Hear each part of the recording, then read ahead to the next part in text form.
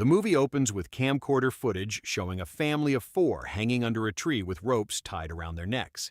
An unknown entity uses a saw to remove a branch acting as a counterweight, brutally strangling the entire family. Months later, Ellison is moving into a new home with his wife Tracy and their two children.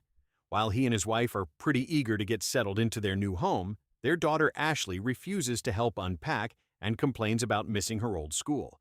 Seeing how unhappy she is, Ellison tries to make her feel better, so he explains that they moved for his upcoming book and promises they can leave once he finishes it. The local sheriff visits, upset by the family's arrival. Something terrible happened to the previous residents, and their young daughter remains missing. The sheriff disapproves of Ellison's work as a true crime writer and urges him to leave. Ellison refuses because his career is failing and he needs a best-selling book. Tracy asks why the sheriff came. Ellison lies that he was just a fan. She doesn't believe him and asks if he's working on another story. Ellison denies it and heads to the kitchen where he stares at a tree, the same one from the opening murder scene.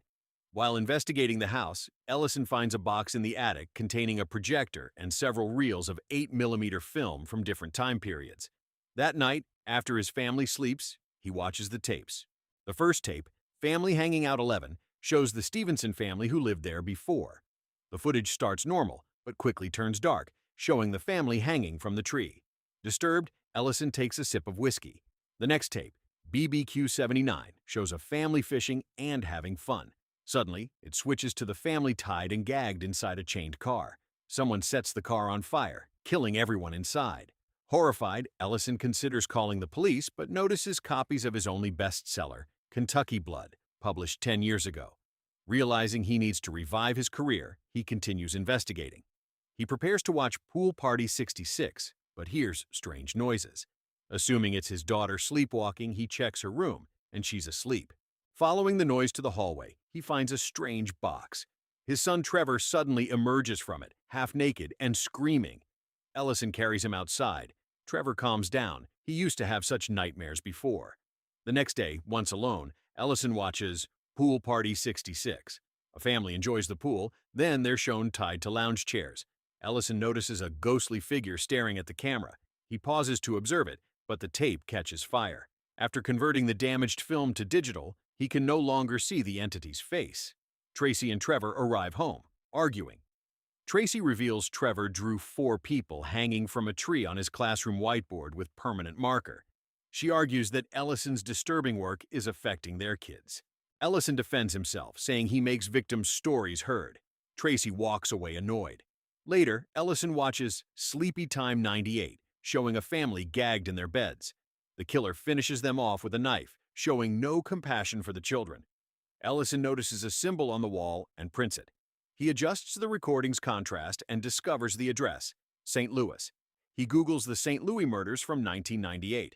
A couple and their youngest son were murdered, while their 13-year-old son disappeared. The power suddenly goes out, and strange noises come from the attic. Ellison heads up there with his camera's light. A cardboard lid moves on its own. He removes it and a snake crawls out. Inside, he discovers children's drawings depicting the murders from the tapes. Next to each family is a diabolical figure labeled Mr. Boogie. Ellison photographs the drawings. Then part of the attic floor breaks and he falls, badly injuring his leg. The next morning, a deputy visits. Ellison asks him to investigate the addresses from the videos. After the deputy leaves, Ellison compares the drawings with the ghostly figure from the pool footage. Reviewing the cases, he discovers Mr. Boogie appears in all the tapes, hidden in the background, staring at the victims. The deputy contacts Ellison about a 1979 California crime where the Martinez family was burned alive in their car, and their 9-year-old son went missing. He shares the St. Louis address involving the Miller family.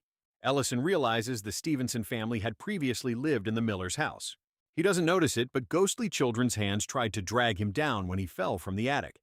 That night, he wakes to strange noises and finds the projector playing the Stevenson family's death tape. He turns it off and looks outside, briefly glimpsing Mr. Boogie. He ventures outside. An aggressive dog appears and tries to attack him.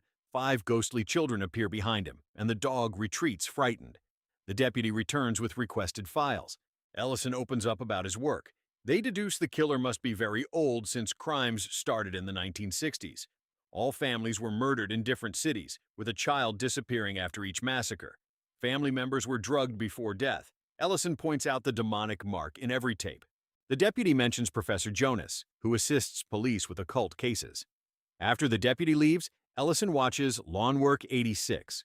Sweet family footage quickly shifts to a gruesome lawnmower scene. Disturbed, Ellison contacts Professor Jonas.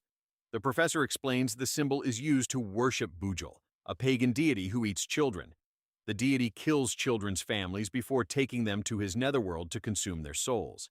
This is cult work, not a single person. Ellison goes to sleep. At 3 a.m., he wakes to a projector running.